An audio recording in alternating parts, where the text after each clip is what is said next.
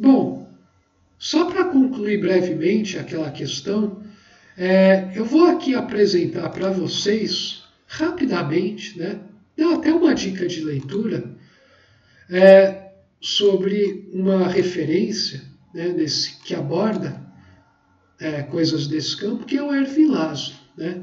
Só que eu vou pedir que vocês tenham cuidado, né? Assim, eu referencio várias coisas, isso não significa que essas coisas devam se sobrepor ao que está sendo apresentado.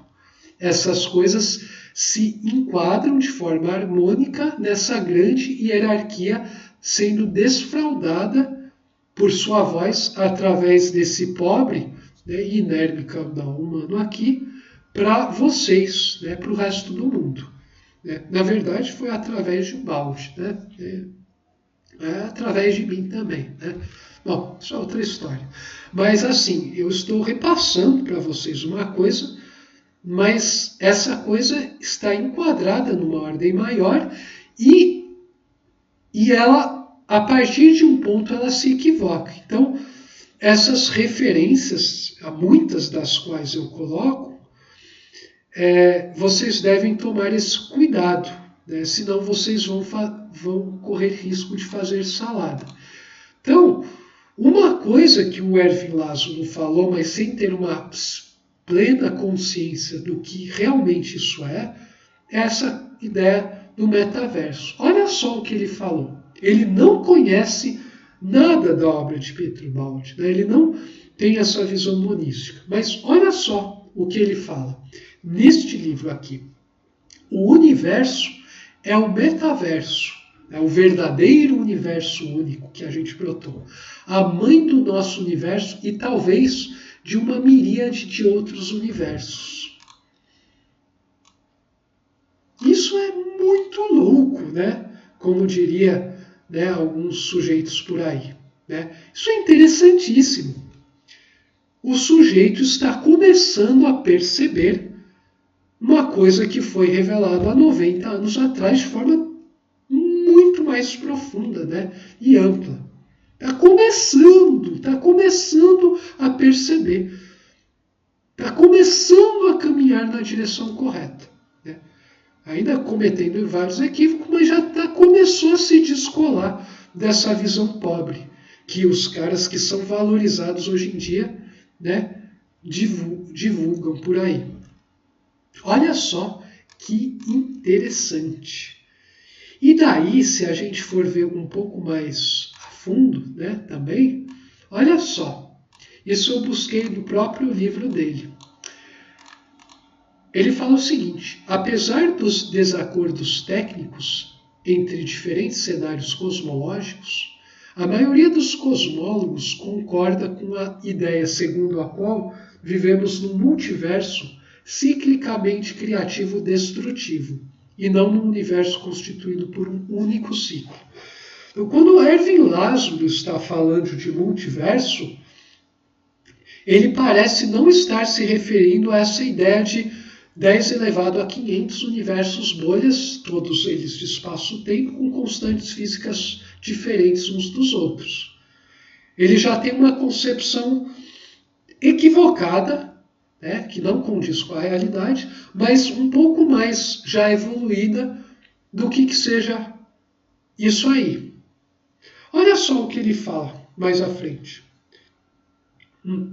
Universos locais evoluem, voltam a morrer e coexistem com outros universos, ou são sucedidos por outros, no complexo de um imenso universo global, temporalmente infinito, embora espacialmente possa não ser. Um universo que dura para além do ciclo todo, um metaverso. Olha só que interessante. Olha só que interessante é a coisa. O sujeito já está começando a se dar conta. É assim, mesmo que ele incorra em vários equívocos, que eu já vou apontar daqui um pouco, ele começa a trabalhar, né, a operar de uma maneira não convencional, o que já é um mérito. Mesmo que você incorra em outros tipos de erros, o seu mindset, a sua forma mental, está começando a operar a partir de já outro patamar. Você está começando a ver sob outro aspecto a realidade. Isso já é um mérito, né? Só que ele incorre em vários erros aí, porque ele não tem a visão que foi desfraudada por sua voz. Porque assim, ele pensa que esses múltiplos universos, eles estão dentro de um universo espacialmente infinito, né? Que seria o tal de metaverso. Só que esse superuniverso, ele não é espacial, nem temporal, né? nem consciencial, ele é hiperconsciencial, né? É que para nós, consciência é um nível mais alto, a gente vai parecer um universo consciencial, mas ele é infinitamente maior, ele é indescritível para a nossa pobre constituição, né? Então ele incorre nesse erro, né, de concluir que é um universo infinito em termos espaciais, em termos, aliás, temporais, né, não espaciais, que é outro erro também, né? Como é que uma coisa, né, que é infinita, que é um universo único, que teoricamente seria perfeito, pode ser eterno no sentido de um tempo que não acaba mais? Daí eu já adianto aqui o conceito de eternidade. Eternidade não é um tempo que jamais acaba e nunca começou e sempre vai indo, né? Ou uma coisa que teve início e nunca mais vai acabar. Eterno não é isso. Eterno é a superação da dimensão do tempo, né? Você pode vivenciar a eternidade no momento de sua vida. Você pode entrar em contato com o absoluto numa determinada circunstância mundana. Então, o âmbito do sistema é a eternidade, né? Ele é infinito, no sentido de que é uma superação de todas as dimensões de todos esses universos que a gente conhece e que a gente desconhece. Então, o Erwin Laszlo, assim, para quem ainda está aquém, né, está na mentalidade dos sujeitos do universos bolhas, a obra de Erwin Laszlo é legal, é até uma boa ponte entre os sujeitos e o que está sendo apresentado aqui. Para quem está na vibe da sua voz, daí assim, o Erwin Laszlo, né, a ciência e o campo akáshico, é uma leitura legal para ver como a mente humana está trabalhando e ainda está nesse labirinto, né? Mesmo que seja algo que está abaixo, né, já é algo que foi superado, né, por mim e talvez por outro aí, mas é algo que ainda vale a pena pegar e você trabalhar com isso, né? Então, assim, mesmo as coisas que estão abaixo, né, evolutivamente, são úteis para o nosso avanço de superação dimensional, né? Por isso a natureza não é uma coisa que deva ser maltratada, mas deva ser vivenciada, né, valorizada.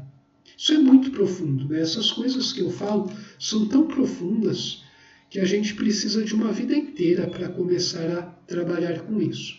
Bom, antes de concluir esse capítulo, eu ainda tenho aqui mais umas coisinhas para comentar, que é o seguinte. Pensar nós, né? Os seres existem como indivíduos, movem-se segundo a evolução, seguindo o princípio que os rege. Inclusive, isso também é um vórtice, né? Que a gente pode ser visto como um vórtice enquanto a gente está vivo, encarnado, né? Então, o que isso significa, raios? Bom, existir é a manifestação, mover-se é uma elaboração e seguir é uma orientação. Então você pode trocar essas palavras aqui por essas aqui, que você não muda o significado substancial da frase. Então, os seres se manifestam como indivíduos, eles se autoelaboram, né, segundo a evolução, orientados pelo princípio que os rege. Né? Troca as palavrinhas que talvez fique mais fácil de você compreender a coisa. Né? E, bom, com essa frase aqui eu concluo os estudos desse capítulo. No próximo capítulo a gente vai começar a falar sobre palingenesia, que diz respeito à reencarnação, né? Está relacionado a isso. Muito interessante. Um único capítulo que trata com uma riqueza enorme essa questão. Bom, por hoje é só. Nos vemos lá. Saudações fraternas a vocês.